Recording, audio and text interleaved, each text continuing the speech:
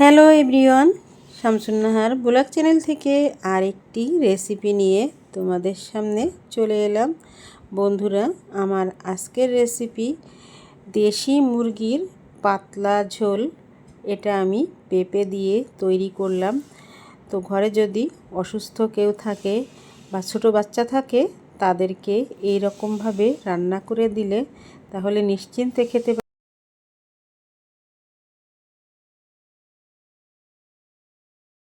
আসসালামু আলাইকুম।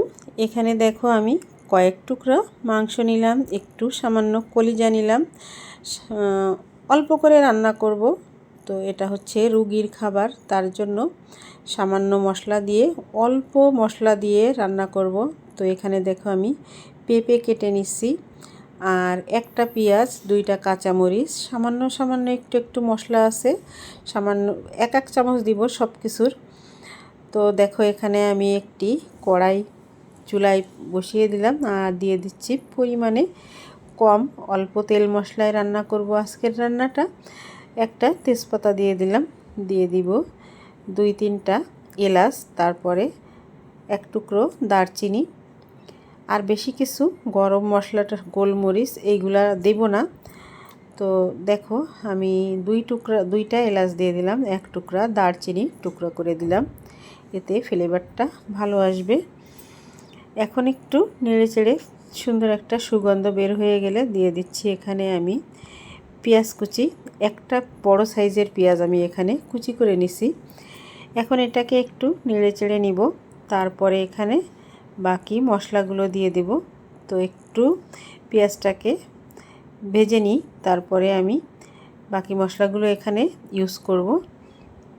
তোমরা সঙ্গে থাকো, আর দেখতে দেখতে যদি একটা লাইক দিতে ভুলে যেয়ে থাকো, তাহলে একটা লাইক দিয়ে সঙ্গে থাকো। দেখো আমি দিয়ে দিলাম জিরা বাটা, তো 1 চামচই হবে জিরা বাটাটা। দিয়ে দিচ্ছি, প্রথমে দিছি আদা বাটা, তারপরে দিলাম জিরা বাটা, তারপরে দিলাম রসুন বাটা। প্রতিটা জিনিসই কিন্তু 1 চামচের কমই হবে। তো এখন মশলাটা দেওয়া হয়ে গেলে সামান্য একটু পানি দিলাম। মশলা কিন্তু খুবই সামান্য। এখন হচ্ছে মশলাটাকে নেড়ে চেড়ে নিচ্ছি। এখানে আমি কোনো শুকনো মরিচ ব্যবহার করব না। আমার মায়ের জন্য রান্না করতেছি, সে ঝাল খেতে পারছে না, তাই এই যে দেখো 2টা কাঁচামরিচ চিড়ে দিয়ে দিলাম। এখন মশলাটাকে সুন্দর করে কষিয়ে নিচ্ছি। বন্ধুরা সঙ্গে থাকো, আর আমার আজকের রেসিপিটা সম্পূর্ণ দেখতে থাকো। তোমাদের ঘরে যদি অসুস্থ বা ছোট বাচ্চা থাকে, তাদেরকে কিন্তু এইভাবে রান্না করে দিলে তারা কিন্তু চেটে পুটে খেয়ে নেবে। দিয়ে দিলাম হলুদের গুঁড়ো, আমার প্রয়োজন মতো আমি হলুদের গুঁড়া দিয়ে দিলাম। তো এরপরে দিয়ে দিচ্ছি লবণ। সব কিছুই কিন্তু কম কম দিচ্ছি।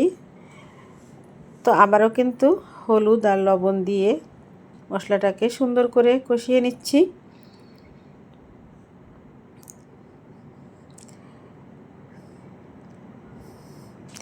তো অসুস্থ রোগীর জন্য কিন্তু খাবারটা একটু আলাদাভাবেই তৈরি করতে হয়। আর এখন এই যে মাংসের টুকরাগুলো আমি দিয়ে দিলাম, খুব বেশি ছোট করি নাই। তো এইটাও কিন্তু খেতে পারবে কিনা জানি না। তো মন চাইলে যদি ভালো লাগে তাহলে কিন্তু খায়, না হলে খায় না। কোনো দিন খায়, কোনো দিন খায় না। এই জন্য এক এক সময় এক এক রকমভাবে তৈরি করে দেওয়ার চেষ্টা করতেছি, যে যাতে একটু খেতে পারে। তো আমি সামান্য একটু পানি দিয়ে দিলাম।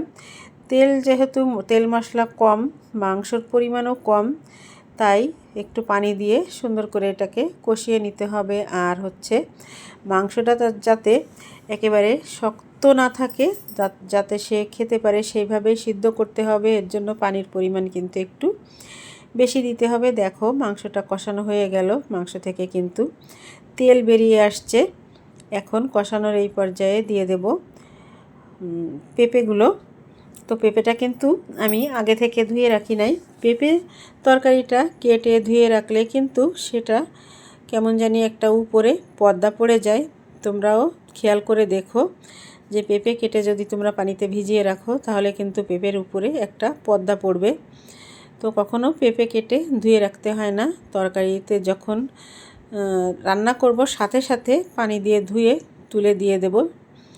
আমি কিন্তু সেটাই করি। এখন পেঁপে মাংস একসঙ্গে কষিয়ে তারপরে হচ্ছে এখানে ঝোলের জন্য পানি দেব।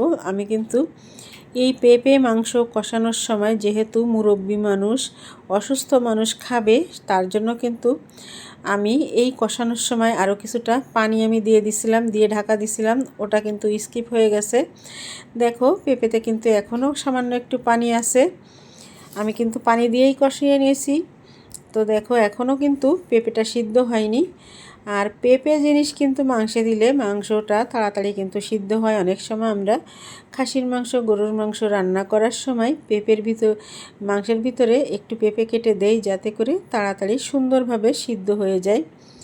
তো এই তেলটা দেখো সুন্দর করে কষানো হয়ে গেলে, তেল কিন্তু ফুটা ফুটা ভাব হয়ে গেছে। কষানো হয়ে গেলে এখানে আমি গরম পানি দিয়ে দেব।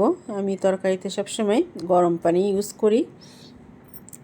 তো দেখো একেবারে তেল বেরিয়ে আসছে কষাতে কষাতে। মাংস, তরকারি সব সবজি কিন্তু আবার খুব বেশি কষানো লাগে না। কিছু কিছু সবজি একটু সিদ্ধ হতে দেরি হয়, সেগুলো একটু কিন্তু বেশি করে কষাতে হয়। হয়ে গেল কষানো। আমি এখন ঝোলের পানিটা দিয়ে দিচ্ছি। আরও কিন্তু একটু নেড়েচেড়ে মিশিয়ে নিয়ে তারপরে কিন্তু আমি এখানে আরও একটু পানি দেব। বন্ধুরা, ঘরে একটু কাজের চাপ বেশি, তার জন্য আমি কিন্তু একদিন বাদে বাদে ভিডিও দিচ্ছি। এই যে ঝোলের পানিটা দেওয়ার পরে তারপরে আমি ঢাকা দিয়ে দিলাম। ঢাকা দিয়ে কিছুক্ষণ জাল করে সিদ্ধ হয়ে গেলে তারপরে ঢাকনাটা তুলে নেব। দেখো এই যে পেঁপেটা সিদ্ধ কিন্তু হয়ে গেছে, আর মাংস থেকে কিন্তু অনেকটা ঝোল শুকিয়ে গেছে। আর বেশি কিন্তু খুব বেশি ঝোল কমানো যাবে না। তো আরও কিছুক্ষণ একটু ঢাকা দিয়ে রেখে দেব। আর এখন কিন্তু আমি চুলার জালটা, ঢাকনাটা তুলে নিলাম। আর এখন আমি চুলাটা বন্ধ করে দেব। বন্ধুরা, হয়ে গেল আমার আজকের এই দেশি মুরগি দিয়ে আর পেঁপের ঝোল তরকারি।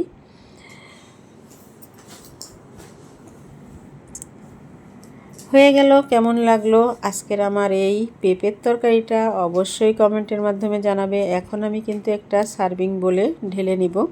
তো দেখো আমার সার্ভিং বোলটা রেডি, আমি এখন সার্ভ করে নিচ্ছি। তো বন্ধুরা, কেমন লাগলো কমেন্টের মাধ্যমে জানাতে ভুল করো না। আজকের মতো এখানেই বিদায় নেব। চলে আসবো নতুন দিনে নতুন কোনো একটি ব্লগ ভিডিও বা রেসিপির সঙ্গে। সে পর্যন্ত সবাই তোমরা সুস্থ থেকো, ভালো থেকো, সবাই সবার পাশে থেকো। আজকের মতো এখানেই বিদায় নিচ্ছি। আল্লাহ হাফেজ। আসসালামু আলাইকুম।